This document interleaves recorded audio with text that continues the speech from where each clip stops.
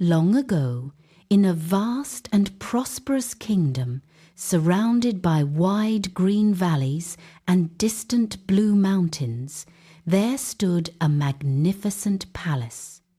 The palace was the pride of the kingdom. Its tall walls were built from smooth white stone that shone brightly in the sunlight and glowed softly under the moon at night.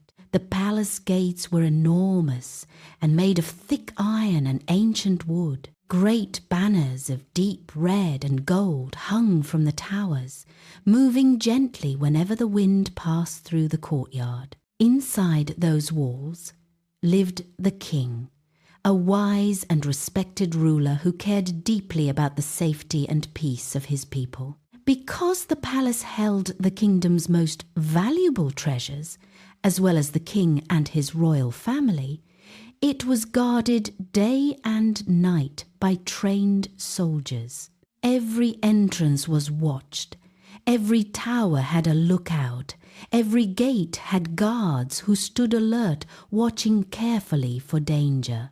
The captain of the guards was a strict and disciplined man who believed one thing above all else: a kingdom remains safe only when those responsible for protecting it take their duties seriously. One summer morning, the captain announced that the palace needed several new guards.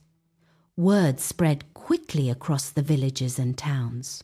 Young men traveled from many places, hoping to earn the honorable position of palace guard. Among them was a young man named Musa. Musa was tall, strong, and healthy. His shoulders were wide, and his arms were powerful from years of simple labor. At first glance, he looked like someone who could easily protect the palace gates. But Musa had one weakness that few people knew about. Musa loved sleep. More than food, more than work, more than responsibility. If Musa had the chance, he would sleep late into the morning while others were already busy with their day. His mother often complained about it. "Musa," she would say, knocking on his door, "the sun has already climbed halfway across the sky." But Musa would simply roll over and pull the blanket over his head. "Just a little longer," he would mumble. Even when he worked in the fields, Musa sometimes found a quiet tree and rested longer than he should. But when Musa heard about the palace guard position, he became excited. "The job cannot be very difficult," he told himself. "All I must do is stand at the gate and look important." So Musa traveled to the palace along with many other hopeful young men. The palace courtyard was crowded when he arrived. Dozens of men stood in long lines waiting to be inspected by the captain of the guards. The captain walked slowly down the line, studying each candidate carefully. He observed their posture. He examined their strength. He listened to their voices. When the captain stopped in front of Musa, he looked impressed. "You appear strong," the captain said. "Yes, sir," Musa replied proudly. "Are you disciplined?" "Of course," Musa answered quickly. The captain nodded. "You will report for duty tonight." Musa could hardly believe his luck. That evening he was given a uniform, strong leather armor, a spear, and a polished helmet. As he looked at himself, Musa felt proud. He imagined people passing the gate and admiring him. He imagined the respect that came with being a palace guard. Before the night watch began, the captain gathered the new guards together. His voice was serious. "Listen carefully," he said. "The palace guard is not an easy responsibility. The safety of the king, the royal family, and the kingdom's treasures depends on your alertness. You must remain awake. You must remain attentive. A single moment of carelessness can lead to disaster." The guards nodded. Musa nodded too.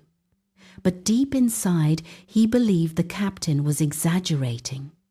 "How difficult can it be to stay awake?" he thought. Night finally arrived.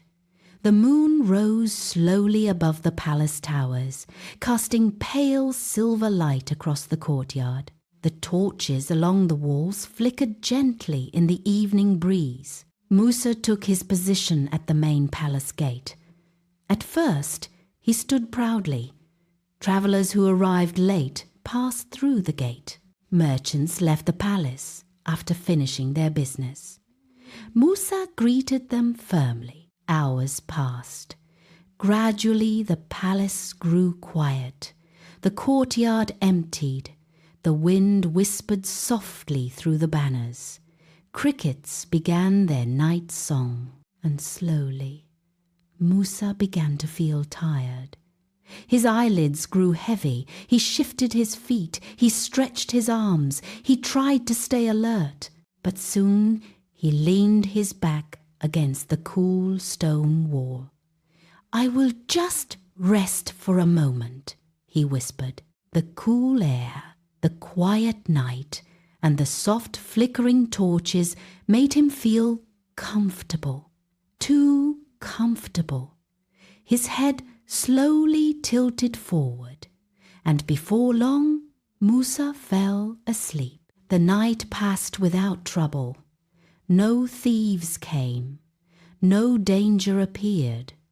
When morning arrived, Musa woke suddenly and quickly stood straight before anyone noticed. Since nothing bad had happened, he convinced himself that sleeping during his watch was harmless. The next night came. Again Musa stood at the gate. Again the palace grew quiet. Again the cool breeze made his eyelids heavy. This time he sat on a wooden bench near the gate. "I will only close my eyes for a moment," he murmured. Moments later he was asleep again. Night after night, Musa repeated the same mistake. Each evening he promised himself he would remain awake. Each night he failed. But Musa did not realize that someone had been watching. Beyond the palace walls, hidden among trees and shadows, a group of thieves had been studying the palace. They were clever men who understood patience. For many nights, they carefully observed the guards. They watched their routines. They studied their habits. Most of the guards were disciplined. They walked their posts carefully. They remained alert. But one guard was different. Musa. Every night the thieves saw the same thing. The young guard at the gate would slowly fall asleep. The thieves whispered among themselves. "This guard is careless," one said. "He sleeps every night," another replied. Their leader smiled slowly. "Then the palace gate is no longer guarded." Still, the thieves waited. They wanted the perfect moment. Finally, one dark night, when thick clouds covered the moon and the palace grounds were darker than usual, the thieves made their decision. Tonight would be the night. As they approached the palace walls, they moved silently like shadows. At the gate, Musa was exactly where they expected him to be. Fast asleep, his spear leaned against the wall beside him, his helmet tilted forward, his breathing was slow and deep. The thieves exchanged quiet smiles. Without making a sound, they slipped past him. Inside the palace grounds, they moved carefully through the quiet corridors. They knew exactly where to go. The royal treasury. After several minutes of careful work, they forced open the door.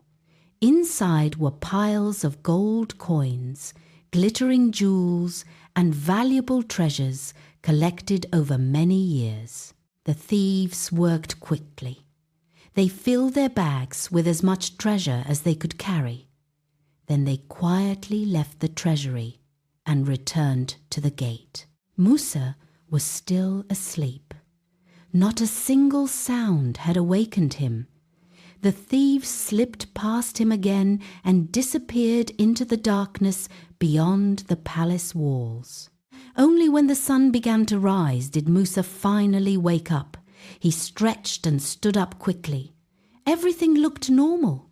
He had no idea what had happened. But inside the palace, servants soon discovered the terrible truth. The treasury had been robbed. Shouts echoed through the halls. Guards ran in every direction. The captain of the guards arrived immediately. "How could this happen?" he demanded. The investigation quickly led them to the main gate. And to Musa. The captain stared at him carefully. "Musa," he said slowly, "did you see anyone during the night?" Musa felt nervous. "No, sir." The captain noticed the bench. He noticed the marks of someone sleeping there. His face darkened. "Were you asleep?" Musa's heart sank. He could not lie. "Yes, sir." Soon the king himself heard the news. Musa was summoned to the great hall. The hall was silent as he stood before the throne. The king's voice was calm but firm. "You were given a position of trust, and because you slept, thieves entered my palace." Musa lowered his head in shame. "I am sorry, your majesty." But the king shook his head. "A guard who sleeps cannot guard anything." Then he spoke the final words. "Musa, you are dismissed from the palace guard." Musa left the palace that day filled with regret. He realized that his laziness had cost him the greatest opportunity of his life. From that day forward, Musa changed. He worked harder. He woke earlier. He forced himself to become disciplined. But he never forgot the lesson he had learned. Whenever he told his story to others, he always ended with the same warning. Responsibility is like a flame. If you neglect it even for a moment, everything can be lost.